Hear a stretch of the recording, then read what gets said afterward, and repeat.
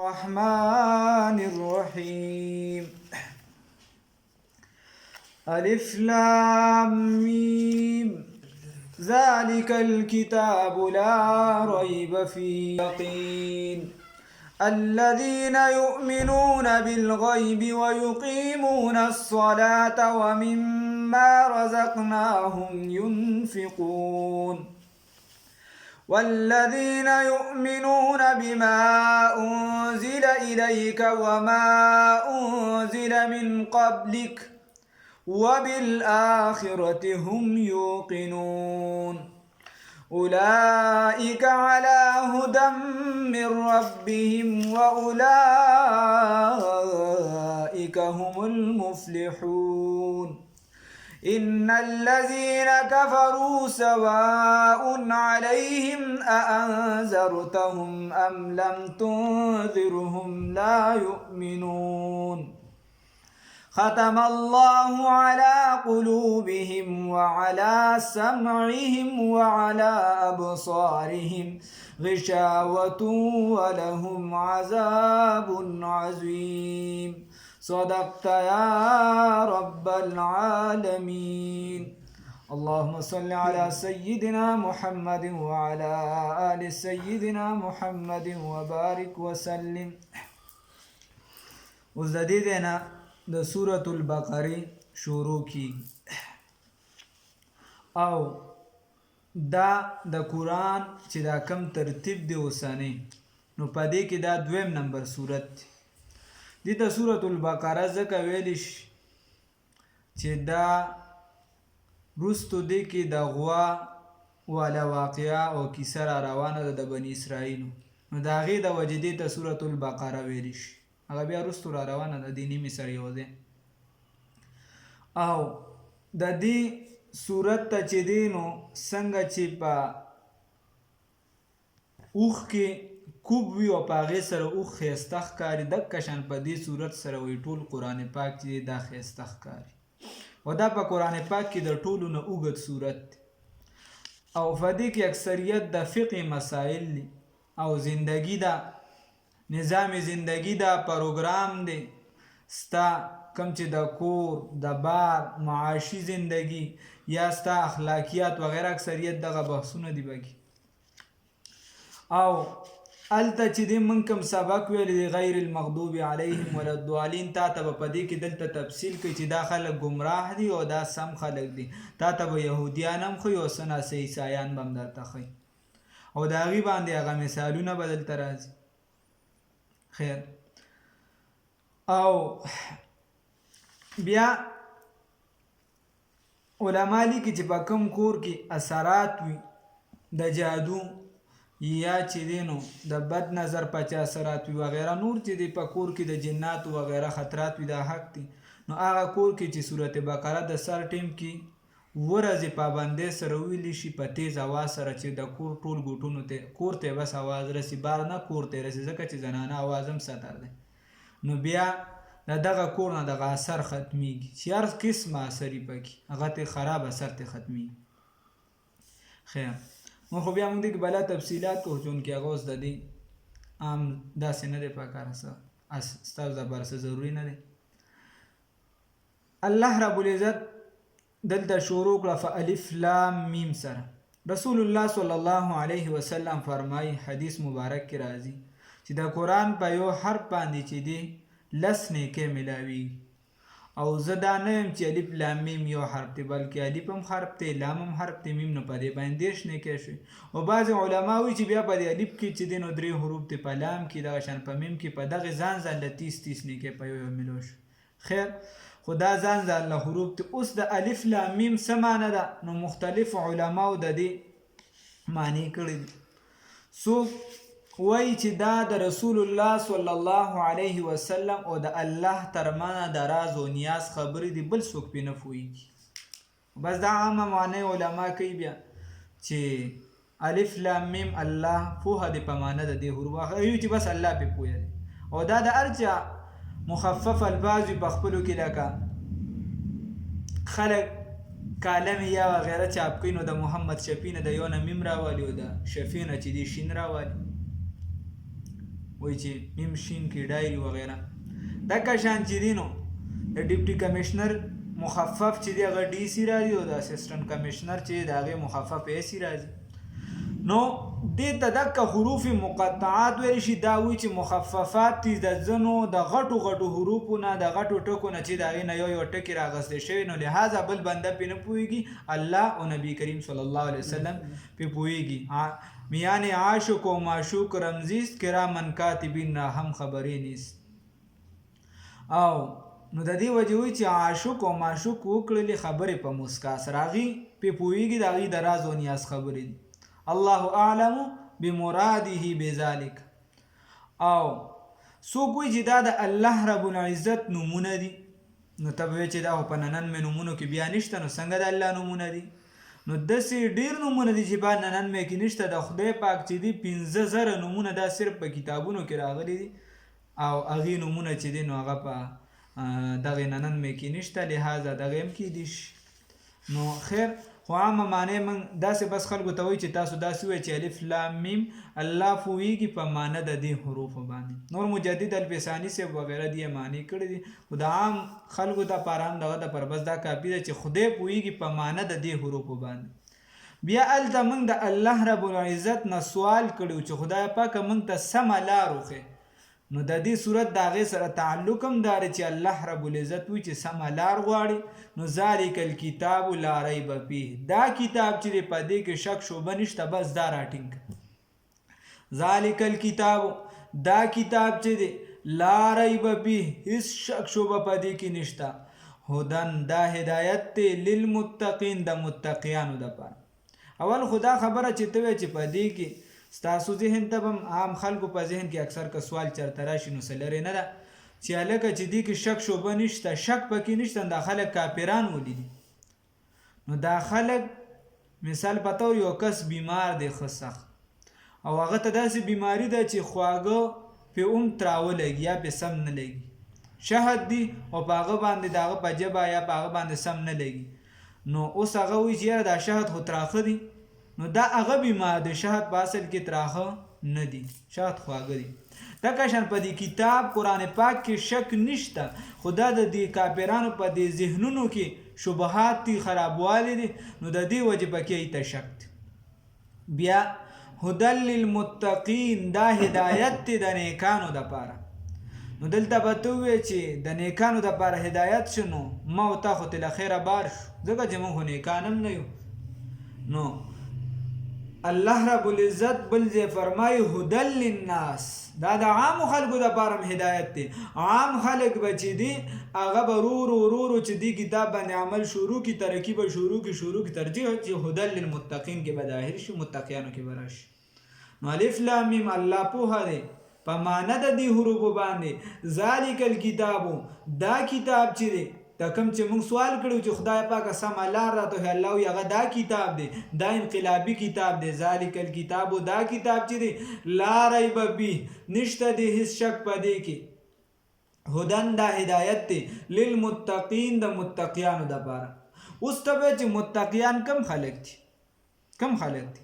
الله یې درته په خپله ښایي د هغې یو څو صفات ذکر کوي. الله رب العزت وایي یؤمنون بالغیب، چې په غیبو ایمان ساتي، ویقیمون الصلاة، چې مونځ کوي، او بل مما رزقناهم، او بعضې د هغه مالونه چې موږ دي لکه مال ورکوي د هغې نه نفقه کوي، خیرات کوي، ورکړه کوي، دغه نیکان خلک دي. یو بل صفت هم الله ذکر کوي چې دی په هغې باندې یقین ساتي چې په تا را نازل شوي دي، هغه هم مني، او چې ستا نه مخکې کوم کتاب را نازل شوی هغه هم مني، او آخرت والا کور هم مني. دا د مؤمنانو شپږ صفات الله ذکر. نو هغه الله رب العزت وی الذین، دا هغه کسان دي، دا متقیان، نیکان، فرهیزګاران، الله ته خوښ، یؤمنون، چې دی یقین ساتي، ایمان راوړي. یقین دغه ایمان ته ویلی شي چې ایمان ساتي. ایمان څه ته ویلی شي؟ چې ته د غیبو یو خبره ومنې. یؤمنون، دی یقین ساتي، بالغیب، په غیبو باندې. اوس موږ الله نه دی لیدلی، زموږ الحمدلله دا ایمان دی چې الله واحد لا شریک دی، الله ذات شته، د الله وحدانیت منو. دغه شان رسول الله صلی الله علیه وسلم مو نه دی لیدلی، خو زموږ ایمان دی چې هغه پیغمبر دی، برحق دی. دغه شان چې د فرشتې مو نه دی لیدلی، زموږ ایمان دی. نور وغیرہ بلا جنت جهنم فول صراط وغیرہ. الذين دا ها کسان یؤمنون چې دی یقین ساتي بالغیب په غیب باندې ويقيمون الصلاه او قائموي منځونو لره منځ قائم ساتي یعنی دا نه چې د خپل خوخي منځ کوي دا غرمه کړي د ساري نه کړي د مازیګر کړي د ماخام نه کړي نه د خپل خوخي نه بلکې چې څنګه الله وای هغه شان منځونه قائم ساتي په پابندۍ سره منځونه کوي.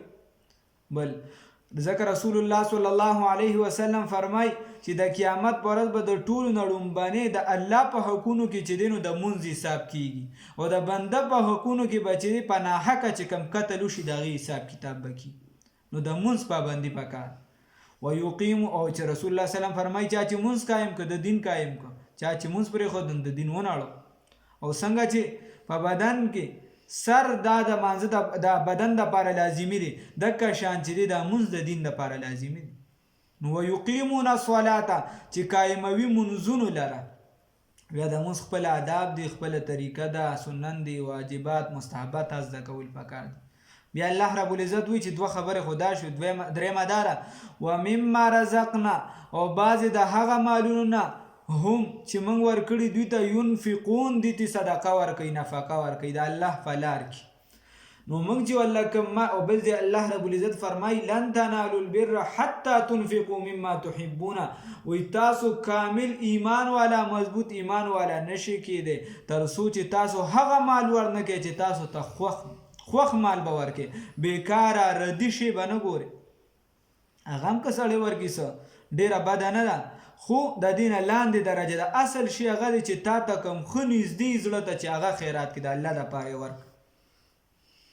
د دې وجې و مما رزقنا هم او بعضې د مالونو هغه نه چې موږ ورکړي دي ته ينفقون دي ته نفقه ورکوي نو د الله رب العزت دپاره چې الله رب العزت چاله مال ورکړي چې دی نږدې په ګاونډیانو کې یا په کلي کې یا په معاشره کې غریبانان وي زنانه وي داسې غریبانان وغیره چې یې سره سړی خیرات کوي الله رب العزت با او په دې کې د کور والو چې دی بلا د دغې دپاره ماډل نمونه جوړېدي شي کور والا چې دی دا لوی کار کولی شي ځکه دې ته پته یې د کورونو او اکثر چې دی دا منع کول هم زنانه کوي زنانه منع کول کوي اکثر خیراتونه مه کوي د دې وجې وایي چېرته چې دی نو یو سړی وي هغه د چا وي چې یاره چې تاسو خیرات کوئ نو شیطان به منې کوي یغه وی چې زه خیرات کوم نو ما به څنګه شیطان من کی زه ورځي وی کور ته راغی او غنم یې راواغشت جولې ته ډکه کړه نو چې جولې ډکه کړه د ماشومان مور ورپسې شو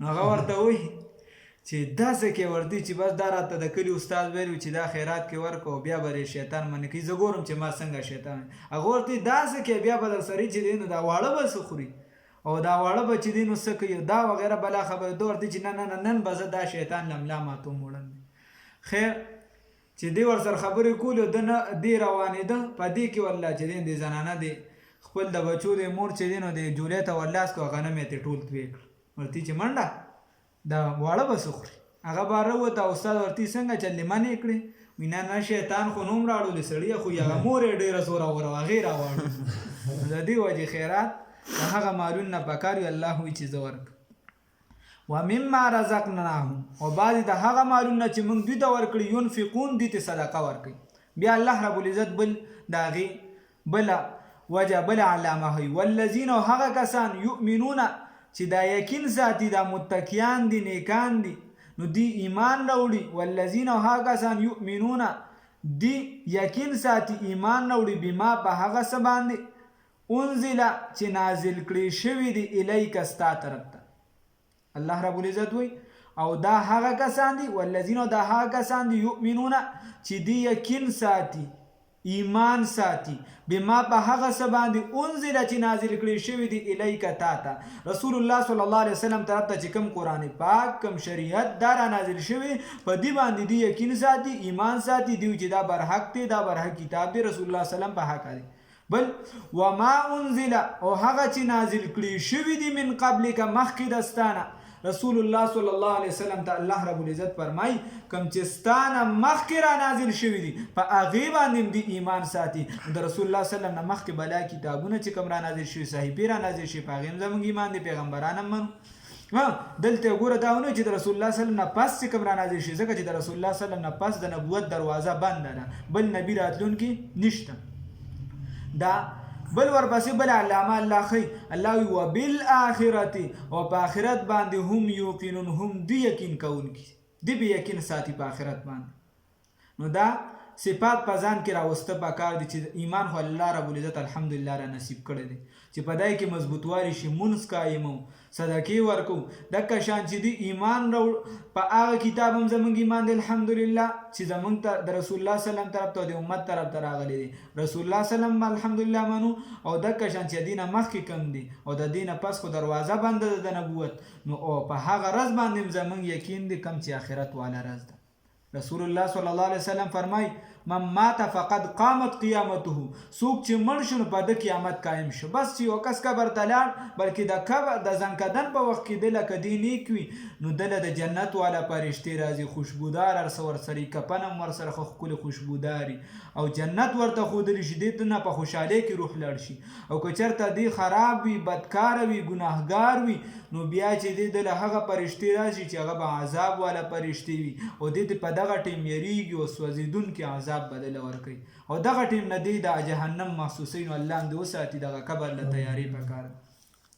اوس الله وایي چې چا کې دا صفات پیدا شو، دا صفات والا خلک کم دي؟ اولئک دا کسان دي علی هدن چې دی په هدایت دي، هم دا خلک الله وی دی په هدایت دي من ربهم د رب د طرفه، و اولئک او دا خلک هم المفلحون هم دوی کامیاب دي. الله وی دا کامیاب خلک دي، دا سرټیفیکیټ الله بل چاته نه ورکوي. دې ځای پورې د ایمان والا خبره ختمه شو. ایمان والا صفات چې دي د دینه پس الله د درې جماعتونو دلته ذکر کوي، د درې فرقو، د درې ډلو غټې غټې ډلې. خو دا دنیا پارټي نه چې دا پیپل پارټي ده، دا جمعیت ده، دا نېشنل، نه نه نه. الله رب العزت چې کوم ذکر کوي هغه ایمان والا، بغیر ایمان والا، سوچه مسلمان، سوچه کافر، او د دې په منځ کې چې کله مسلمان یو کله کافر و غیره منافق، دا غي ذکر کوي. نو د دلته نه اوس د کافر ذکر الله په دوا آیاتونو کې کوي. الله رب العزت وایي چې دا خو ایمان والا او سوچه مسلمانانو دي کې دا نه خوي. اوس د دې په مقابله کې سوچه کافران دي چې صرف کفر کوي. هغه څه شي دي؟ ان الذين یقینا ها کسان کفرو چې کفر یې کړی دی، سواون برابر خبره ده، علیهم په دوی باندې انذرتهم کته یروي دوی لره، ام لم تنذرهم او کته نه یروي دوی لره لا یؤمنون دی ایمان نه راوړي. دا بعضې خلکو چې د عباره کې دا خبره واضحه شوه چې دی ایمان نه راوړي، الله رب العزت ورته عباره کې ای ته به چې څومره د ایمان تذکره کې ده څومره به ورته دین ښودلی کې دی به دومره په کفر کې سختېده.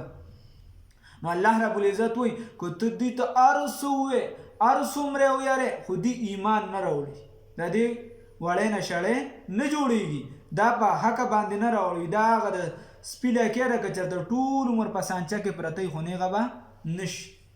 الله رب العزت ان الذين یقینا ها کسان کفرو چې کفر یې کړی دی، سواون برابره خبره ده، علیهم په دوی باندې انذرتهم که ته یروي دوی لره، ام لم تنذرهم یا نه یروي دوی لره لا یؤمنون دی ایمان نه راوړي.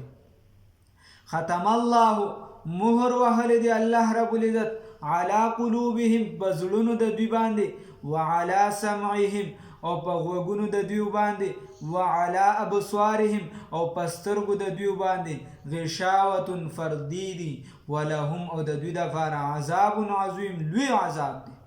الله هم دې وساتي. اوس خبره دا ده چې الله رب العزت به مهرونه والی دي. نو بیا وایي چې لکه چې الله به مهر والی دی نو دی خو بس د دغې د وجې موږ وایو چې نه، دا الله رب العزت ته په علم کې و چې دا کسان ایمان نه راوړي نو ځکه پې الله مهر والی دی. بل دا هغه خلک دي چې د دې خبره واضحه شوې وه چې دا خلک د سره اسلام طرف ته نه راځي او نور هم بلا وجې کوي. بس دې کې دا کافره چې الله رب العزت ته دا علم دی چې دا خلک ایمان نه راوړي، دا د هغې خلکو باره کې. اعوذ بالله من الشیطان الرجیم بسم الله الرحمن الرحیم الف لام میم. الله پوهه دی په معنی د دې حروفو باندې. ذالک الکتاب دا کتاب چې دی لا ریب فیه نشته دی هیڅ شک پدې کې شک شوبه نشته. هدن دا هدایت دی للمتقین د متقیانو دپاره، نیکانو دپاره، فرهزګارو دپاره. او نیک چې دی دا ستانم جوړېدی شي. که چېرته سړي چې دی محنت شروع کړي او تقوا والا عمل شروع کړي نو د دین هم جوړېدی شي، او که زنانه شروع کړي نو د دین هم جوړېدی شي. د لوی لوی خلک تیر شوي دي په زنانو کې، لکه رابعه بصریه رحمه الله، دکه شان په تېرو امتونو کې مریم علیه السلام وغیره نور به شي. د دې وجې وایي کومه ښځه چې په شان د رابعې شي، کومه ښځه چې په شان د رابعې شي، نارینه د درست جهان ترېنه قربان شه. بیا دې سړی هم قربان شه چې چېرته دا ښځه چې د نیکه بزرګه شي. کومه ښځه چې په شان د رابعې شي، نارینه د درست جهان ترېنه قربان شه. د رښتینې اردني تر یوې کوخې صدقه شه، سل بېدینه نارینه. نو ذالک الکتاب، دا کتاب چې دی لا ریب فیه، نشته دی هیڅ شک پدې کې، هدن دا هدایت دی للمتقین د متقیانو دپاره. الذین دا هغه کسان دي، دا متقیان هغه کسان دي، یؤمنون چې دی یقین ساتي بالغیب په غیبو باندې، ویقیمون الصلاة او قایموي منځونو لره، ومما رزقناهم او بعضې د هغه مالونو نه چې موږ ورکړي دوی ته، ینفقون دوی ته صدقه ورکوي، خیراتونه کوي. والذین او هغه کسان یؤمنون چې ایمان ساتي بما په هغه څه باندې انزله چې نازل کړی شوي دي الیکه ستا طرف ته ای پیغمبره صلی الله علیه وسلم. والذین او دا هغه کسان دي یؤمنون چې دی یقین ساتي، ایمان ساتي، عقیده ساتي، بما په هغه څه باندې انزله. دا ټولې معنی صحیح، چې عقیده دا وي یا ایمان یې دا وي یا یقین ساتي، دا ټولې صحیح دي. بما په هغه څه باندې انزله چې نازل کړی شوي الیکه ستا طرف ته، ستا جانب ته. وما او په هغه څه باندې انزله چې نازل کړی شوي من قبلک مخکې دستانه. وبالآخرة هم یوقنون او دوی په آخرت باندې، هم دوی په آخرت باندې یقین ساتي. اولئک دا هغه کسان دي علی هدن چې دوی په هدایت دي، من ربهم د رب د جانبه. چې ته نیک شي، بزرګ شي، نو بیا چې دی بس د الله د طرفه تا ته دا یو اعلان، بس د مخلوق د طرفه ضرورت نشته که تا د څوک ښه وي او که بد وي. و اولئک هم دکه خلک، اولئک دا کسان هم المفلحون، هم دوی چې دي کامیاب دي، دوی کامیاب دي. الله دا فلاح موندونکي دي. ان الذین یقینا هغه کسان کفرو چې کفر یې کړی دی، سواون برابر خبره ده، کفر یې کړی دی یا کفر کوي، برابر خبره ده، علیهم په دوی باندې. انذرتهم که ته یروي دوی لره، ام لم تنذرهم او که ته نه یروي دوی لره، لا یؤمنون دی ایمان نه راوړي. ختم الله مهر وهلی دی الله رب العزت علی قلوبهم په زړونو د دوی باندې، وعلى سمعهم او په غوږونو د دوی باندې، وعلى ابصارهم او په سترګو د دوی باندې. دا مین اندامونه دي، مین ځایونه دي. غشاوة فردي دي، په سترګو باندې ګوره پردي دي، هدې نورو باندې مهرونه ذکر شو. ولهم او د دوی دپاره عذاب عظیم، لوی عذاب دی. الله رب العزت دې موږ د خپل عذاب نه وساتي او د کفر نه. آمين. الحمد لله رب العالمين، والصلاة والسلام على أشرف الأنبياء والمرسلين محمد وعلى آله وأصحابه وعلى من تبعهم إلى يوم الدين. خدایا ته رانه رضا شي، کوم ایمان والا ټولګي چې ذکر وشو په دغه کې مراولې، او دا کوم چې کفر والا ټولګي ذکر شو د دغه نه بچ کړي. الله دا قرآن را د آسان کې د عمل کولو توفیق به را نصیبه کړي.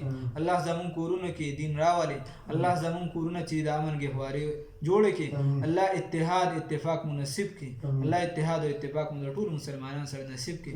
الله په هر ځای مسلمانان له بری ورکړي. الله دې کې چې د مؤمنانو کوم صفات ذکر شو دا موږ ته نصیب کړي. الله ټول په ټول په اسلام کې داخل کی. الله خپل صحیح بندگان هم جوړ کی. الله زموږ د ټولو مسلمانانو حاجتونه پوره کی. الله څه قسمه ارمانونه مې د دین مطابق یا الله تی پوره کی. الله که د ځان دپاره دعا غواړو، د کشرانو دپاره، د چا دپاره چې بس زموږ دعا کې زړه کې څه قسمه دعا وي، یا الله زموږ په حق کې دی په حق کې قبوله کړي، یا الله زموږ په حق کې دی په حق کې قبوله کړي. الله د مسلمانانو حامی او ناصر شي. الله د مسلمانانو حفاظت وکړي. نن د اعمالو، د اقوالو، د جانونو، د مالونو، د عزتونو حفاظت وکړي. یا الله د حرمینو شریفینو د ځمکې حفاظت وکړي. الله آخر وخت کې د عظیمه کلمه نصیب کړي چې لا اله الا الله.